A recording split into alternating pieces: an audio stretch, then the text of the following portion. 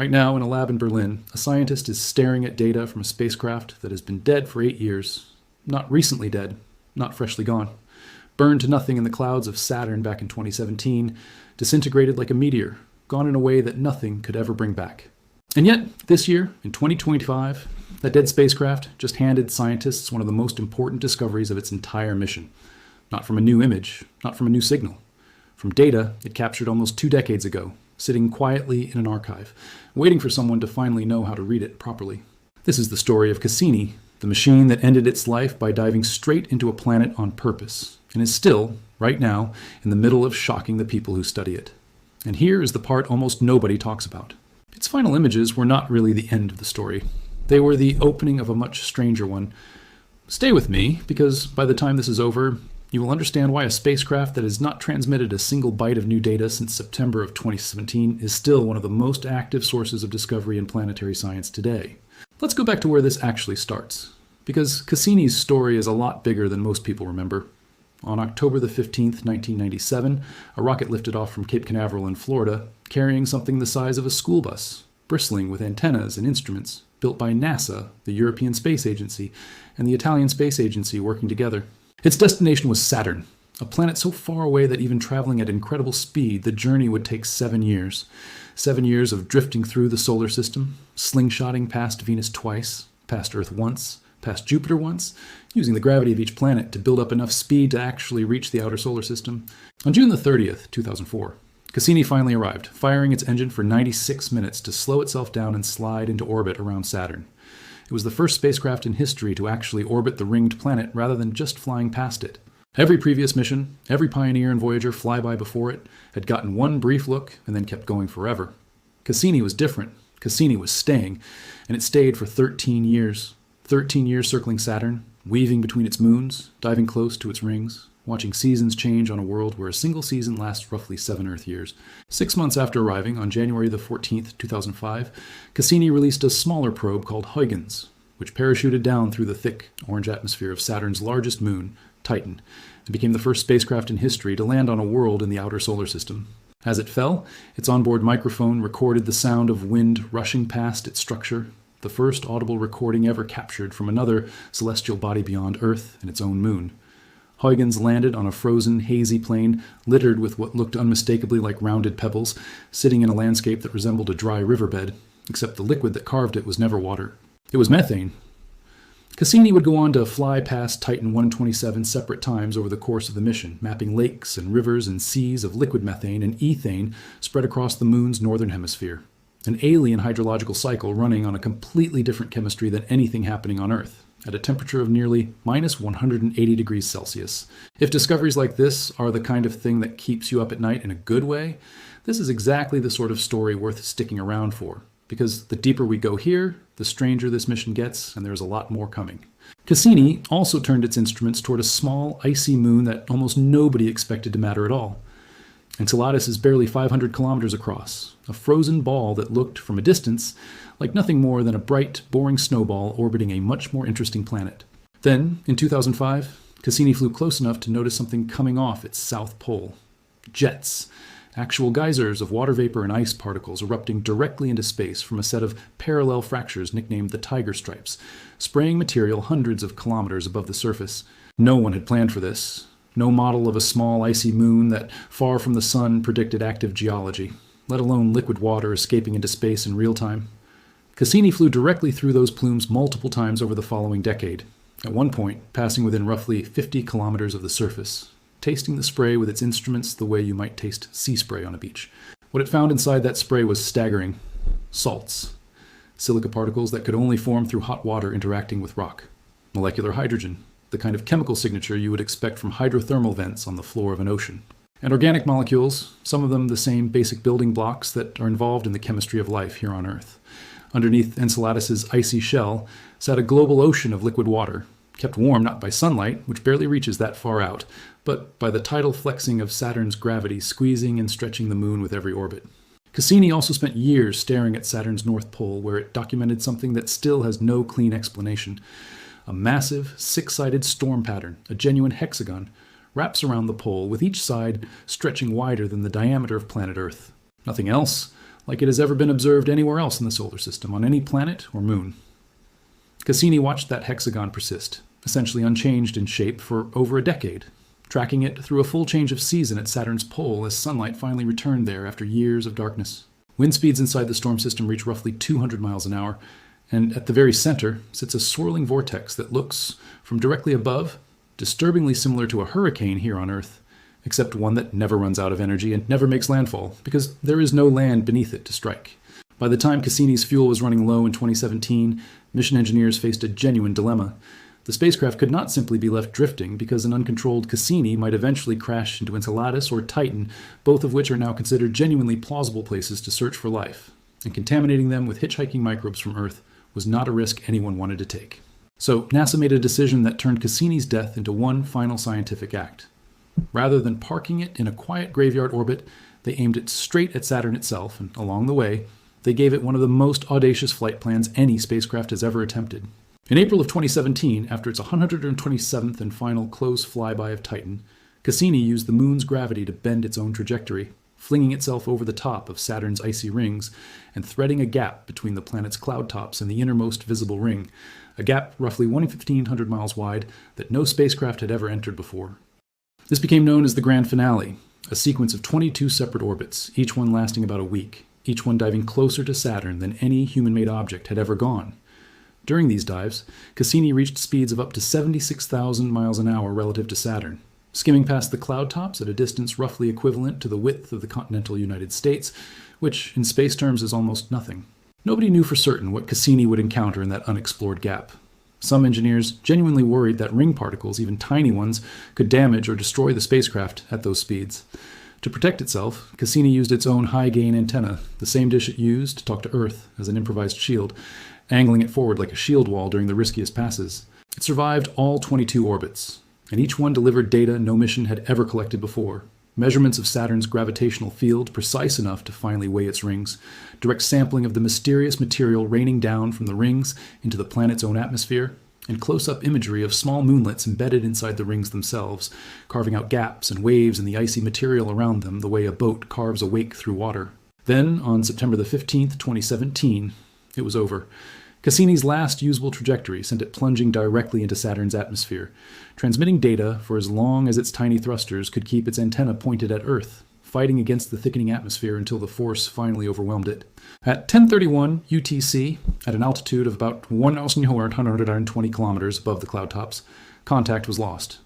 Cassini burned up like a shooting star, becoming, quite literally, a part of the planet it had spent 13 years studying. The images it sent back in its final hours are the ones that people still talk about.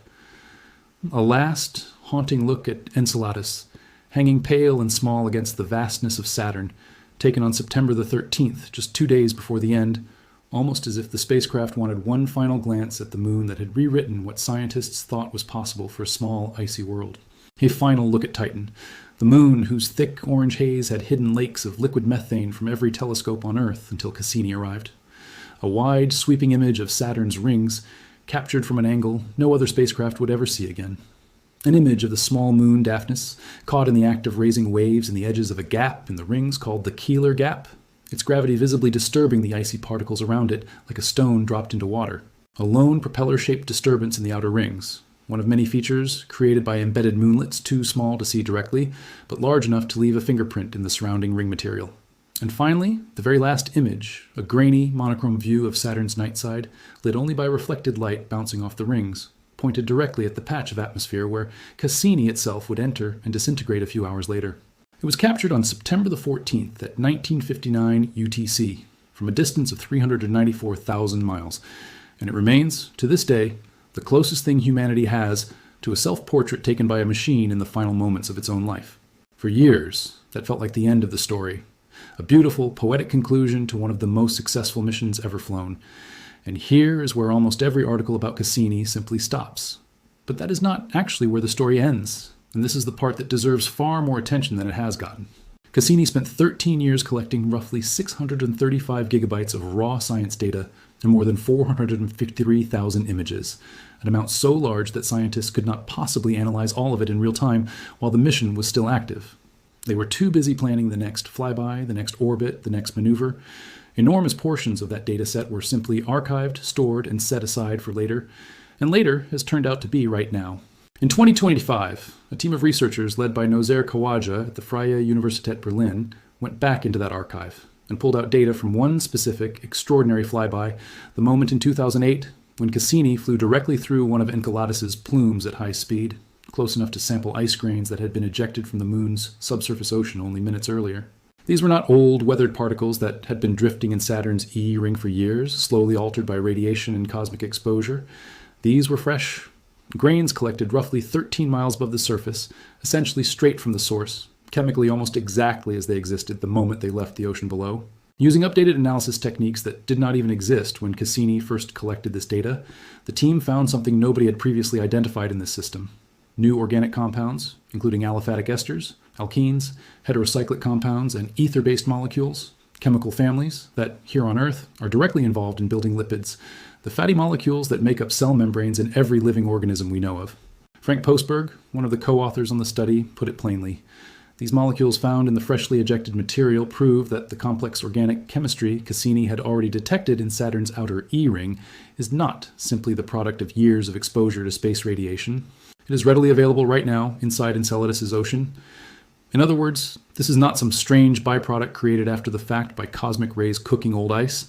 This is active, ongoing chemistry happening beneath the surface of a moon 800 million miles from the sun, in total darkness, cut off from sunlight, running purely on the heat generated by gravity itself.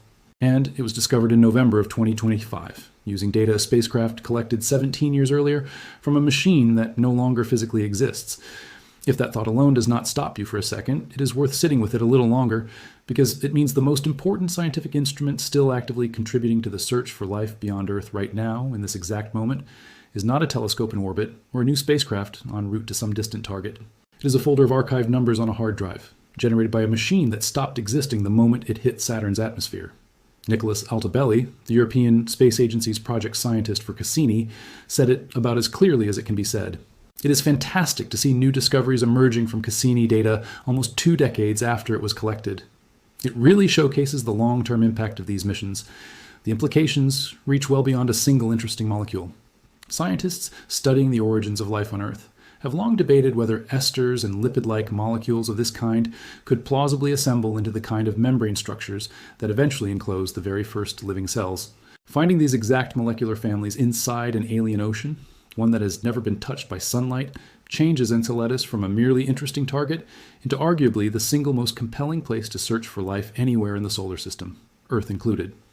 It helps to understand just how difficult that kind of measurement actually is, because the numbers involved are almost absurd. The ice grains Cassini sampled during that 2008 flyby were traveling relative to the spacecraft at speeds of several miles per second, meaning the entire encounter. The moment where a delicate scientific instrument had to catch, vaporize, and chemically analyze a microscopic particle of ice without being destroyed in the process lasted a fraction of a second per grain. The cosmic dust analyzer was never originally designed with the expectation that it might one day detect the chemical signatures of potential prebiotic chemistry inside an alien ocean. It was built to characterize dust. The fact that it captured this much detail, cleanly enough that a team could go back 17 years later with modern chemical modeling software and pull apart individual molecular families from the noise, says as much about the quality of Cassini's original engineering as it does about the discovery itself. That discovery alone would be enough to justify revisiting this mission. But it is not the only one. Just 1 month later, in December of 2025, a completely separate team studying Cassini's grand finale data published a finding about something much bigger than a single moon, something involving the rings themselves. Using the cosmic dust analyzer, the same instrument responsible for sampling material inside Enceladus's plumes, researchers discovered that Saturn's rings are not confined to the thin, flat disk that shows up so cleanly through a backyard telescope. During those final 22 orbits, Cassini detected a faint halo of dust particles extending out to nearly 3 times Saturn's own radius, far beyond the visible edge of the rings that humanity has been staring at since Galileo first spotted them through a telescope in 1610. The mechanism appears to involve constant micrometeoroid impacts striking the ring particles, kicking tiny amounts of material loose with enough force to escape the main ring plane entirely, drifting outward into a diffuse cloud that no image of Saturn has ever properly captured. Most of that ejected material eventually falls back into the rings or gets pulled down into Saturn's own atmosphere. But a measurable fraction escapes completely, quietly building an invisible extension to one of the most photographed objects in the solar system, one that nobody knew existed until a dataset collected in 2017 was finally analyzed carefully enough to reveal it 8 years later. And if you think that is strange, the next discovery genuinely upends something people assumed had already been settled. Back in 2023, using dust samples collected across the entire 13-year mission, physicist Sascha Kempf and his team at the University of Colorado Boulder made global headlines with a finding that sounded almost too strange to be real. By analyzing just 163 individual grains of interstellar dust that Cassini's instruments managed to distinguish from local Saturn system material, the team calculated that Saturn's rings are being polluted by outside dust at a specific measurable rate. And using that rate like a kind of cosmic stopwatch, they concluded the rings could be no older than a few 100 million years, possibly as young as 10 million. Saturn itself formed alongside the rest of the solar system roughly 5 billion years ago. If Kempf's calculation is correct, that means the rings, the single most recognizable feature of any planet in our solar system, might not have existed for the vast majority of Saturn's entire history. Dinosaurs may have walked the Earth in a solar system where Saturn had no rings at all, or only faint and unremarkable ones, and the spectacular banded halo we associate with the planet today may have appeared only recently in cosmic terms, possibly from the shattered remains of an icy moon torn apart by Saturn's own gravity. That idea alone was enough to unsettle a field that had spent over a century assuming the rings were as old as the planet itself. But the story did not stop there either, because science almost never settles a question this cleanly on the first attempt. In 2026, a team led by Gregorio Ricerci and Aurelien Crida published a reanalysis in the journal Icarus that directly challenged Kempf's conclusion, arguing that an exposure age, meaning how long the visible surface of the rings has been accumulating dust, is not automatically the same thing as a formation age, meaning how long the rings have actually existed. If material is constantly being cycled through the ring system, ejected by impacts, redistributed by gravitational interactions, or slowly raining down into Saturn's atmosphere, then the outer layer of dust the rings are currently wearing could look deceptively young while the icy material underneath has been there since close to the beginning of the solar system. Separately, a Japanese-led study published in Nature Geoscience raised an entirely different challenge, proposing that micrometeoroid impacts might actually vaporize much of the incoming dust on contact, rather than depositing it cleanly onto the ring particles, meaning the rings could stay looking artificially clean and bright for far longer than anyone had previously modeled, even if they are genuinely ancient. So right now in 2026, the honest answer to a question that seemed almost solved back in 2023 is that nobody actually knows for certain whether Saturn's rings are a fleeting, recent addition to the solar system, or a feature that has quietly persisted since nearly the very beginning. And the only reason this debate is even happening at this level of detail is because of measurements a spacecraft made during its final 5 months of operation. Dives that were only possible because Cassini was already out of fuel and had nothing left to lose. It's worth pausing here for a second, because there is a genuinely strange pattern sitting underneath everything this mission has produced since it ended. Cassini's most dangerous, most uncertain science, the grand finale, dives through a gap no engineer could fully guarantee it would survive, only happened because the spacecraft was dying anyway. If Cassini had been in perfect health with fuel to spare, mission planners never would have risked flying it that close to Saturn's rings and atmosphere. The most important data this mission has produced, the data still generating headlines 8 years after the spacecraft stopped existing, only exists because engineers made peace with losing it completely. If this kind of story is the sort of thing you want more of, hitting subscribe genuinely helps, because there's a lot more of this mission still being unpacked, and it is worth being here when the next piece of it surfaces. Now, here is where all of this actually connects back to something bigger than Saturn itself. Enceladus is not the only icy moon in the solar system believed to be hiding a subsurface ocean. Jupiter's moon Europa is widely considered another strong candidate, and NASA's Europa Clipper spacecraft, launched in October of 2024, is currently on its way there right now, expected to begin its detailed science campaign in the early 2030s. Everything Cassini learned about how to detect organic molecules inside icy plumes, how to interpret salt content as evidence of rock-water interaction, how to distinguish freshly ejected material from old, weathered particles, all of it is being used directly to plan how Europa Clipper's instruments will search for similar signs of habitability once it arrives.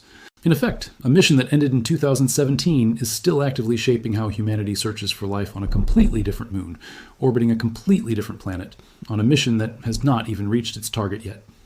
The European Space Agency has also confirmed that early studies are already underway for a dedicated Enceladus mission, one specifically designed to fly through the plumes at a slower, more careful pace than Cassini ever could, and potentially even attempt a landing on the moon's south polar terrain to collect samples directly. None of that mission exists yet. No launch date has been set. But the fact that serious engineering studies are happening at all is a direct consequence of what a supposedly finished 20-year-old mission just confirmed in a lab in Berlin in the final months of 2025. Titan itself is now sitting at the center of an entirely new mission built directly on top of what Cassini and Huygens started. NASA's Dragonfly mission, a nuclear-powered rotorcraft roughly the size of a small car, is currently scheduled to launch in 2028 and, if everything holds to plan, will land on Titan's surface in the mid-2030s, becoming the first vehicle in history to actually fly through the atmosphere of another world rather than simply rolling across its surface or falling through it once. Every decision behind that mission, where to land, what to test for, how thick the atmosphere actually is at different altitudes, traces directly back to measurements Cassini and Huygens made decades earlier. Titan's atmosphere is thick enough and its gravity low enough that a vehicle with rotors can genuinely fly from site to site, hopping across dune fields and past frozen lake beds to sample surface chemistry in dozens of different locations, something no lander confined to a single spot could ever attempt. Dragonfly's entire flight plan exists because Cassini spent 13 years quietly building the atmospheric map that made flying on another world seem less like science fiction and more like an engineering problem with a known solution.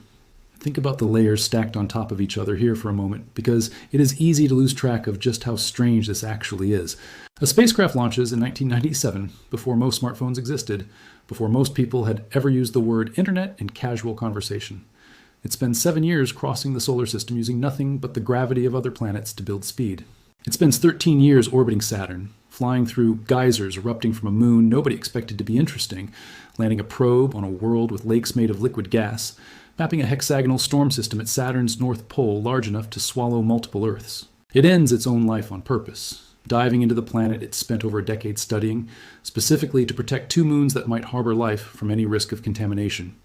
And then, years after it physically ceases to exist, the data it left behind keeps producing headline discoveries one after another, revealing new organic chemistry inside an alien ocean, revealing an invisible halo of dust surrounding one of the most photographed objects in the night sky, and reopening a debate about whether the rings themselves are ancient or newly formed, a question that directly touches how planetary systems evolve everywhere in the galaxy, not just here. There is something worth sitting with in that, something that goes beyond Saturn entirely. We tend to think of space missions the way we think of most things, with a clear beginning and a clear end, a launch date and a final image. Cassini's launch date is fixed. Its final image is fixed. September the 15th, 2017, 10:31 UTC, is a permanent, unmovable point on the calendar. But its actual scientific life, the part that actually changes what humanity understands about the universe, does not obey that same timeline at all. It is still unfolding right now in 2025 and 2026, in labs scattered across Berlin and Boulder and Nice, in papers still being written, argued over, and revised. Nobody planned for a mission to keep producing front-page discoveries nearly a decade after its spacecraft burned up in a planet's atmosphere. And yet, here we are, watching exactly that happen in real time, with more of that 635 gigabyte archive still waiting to be properly examined. That raises an uncomfortable, genuinely fascinating question that almost nobody is asking out loud. If a handful of researchers picking through old archived flyby data can produce discoveries this significant in 2025 alone, what else is sitting untouched inside those hundreds of thousands of images and measurements, waiting for someone with the right idea, the right instrument model, or the right analytical technique to finally notice it? Nobody can answer that with any certainty, and that is precisely what makes it worth paying attention to. Every year that passes gives scientists better computational tools, more refined chemical models, and a clearer understanding of exactly what to look for, all of which can be pointed backward at data that has been sitting quietly in storage since before some of the researchers using it were even born. And there is a strange kind of comfort buried inside that idea too, if you think about it the right way. Most missions end when the mission ends. The instrument stops transmitting, the funding runs out, the spacecraft goes silent, and that silence is treated as the final word. Cassini's silence turned out to be something closer to a pause. The spacecraft itself is gone permanently, scattered as vapor and debris somewhere inside Saturn's deep atmosphere, mixed forever into a planet made almost entirely of hydrogen and helium, a fate no other human-made object has ever quite shared. But the questions it was sent to answer are still being answered. The organic chemistry inside Enceladus' ocean is still being mapped. The true extent and true age of Saturn's rings are still being argued over by serious scientists using serious data in journals published this year, not decades ago.